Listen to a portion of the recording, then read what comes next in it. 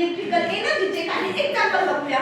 Pressure, press, electric heater, electricity is the source of heat. चला आता electric एनर्जीचे example मला कोण सांगू शकेल? मी नेमके सांगितले आहे.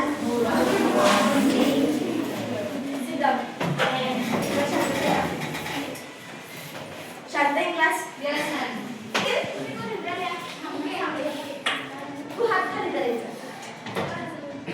मुलांमधून मी नेमकी सांगितलंय, समजून घ्यायचं ना. चला वन्स अगेन रिपीट करूया एकदा. इलेक्ट्रिकल एनर्जी म्हणजेच विद्युत ऊर्जा म्हणजेच काय आता आपण ना मला एकदा समजून घेऊया. इन वर डेली लाईफ म्हणजे आपल्या दैनंदिन जीवनात इलेक्ट्रिकल एनर्जीचा उपयोग तर होतोच. Heat with the help of electricity. Example electric press. आपण कपड्याची इस्त्री करतो. इलेक्ट्रिक प्रेस म्हणजे काय? इलेक्ट्रिकल एनर्जी आहे. समजलं? इलेक्ट्रिक प्रेस हे काय कशाचे एक्झाम्पल आहे? इलेक्ट्रिकल एनर्जीचं काय आहे एक्झाम्पल.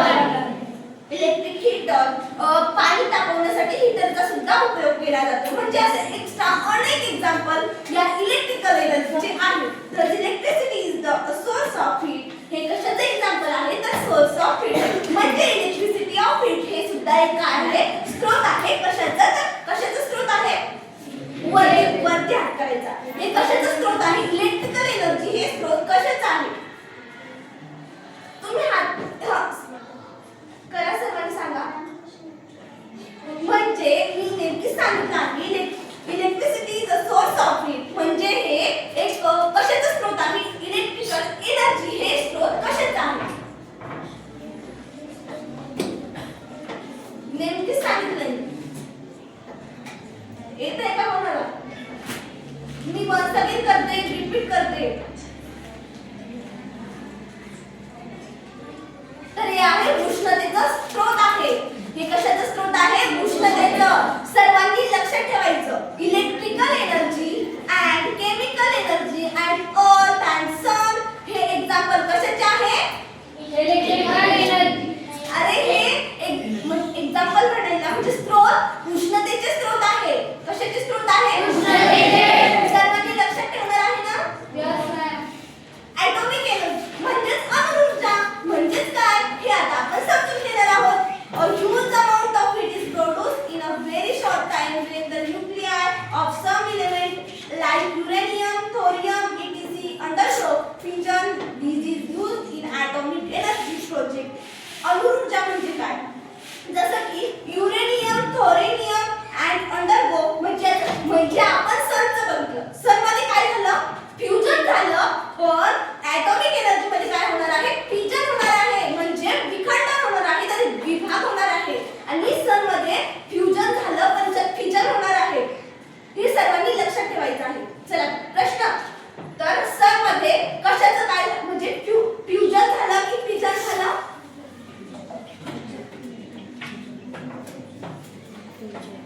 डोकं काय नेमकीच तर सांगितलं ना.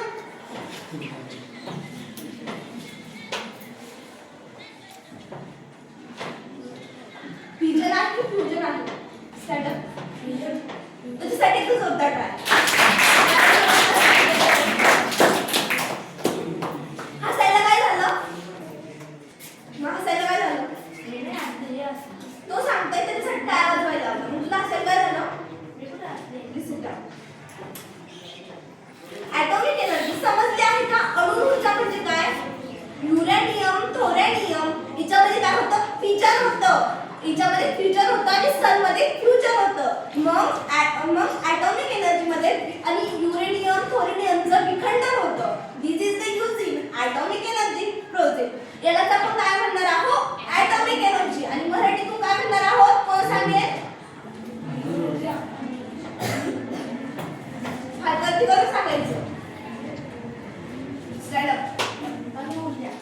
राईट. तर आता आपण बघणार आहोत एअर. एअर म्हणजेच हवा.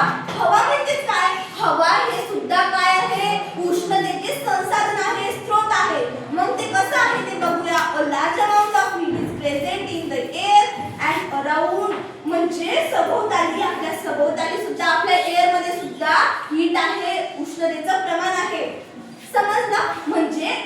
ठेवायचं की एअर सुद्धा एक उष्णतेचा स्रोत आहे. एअर सुद्धा उष्णतेचा स्रोत आहे. एअर काय आहे? हात वरती करायचं, हात वरती करायचं.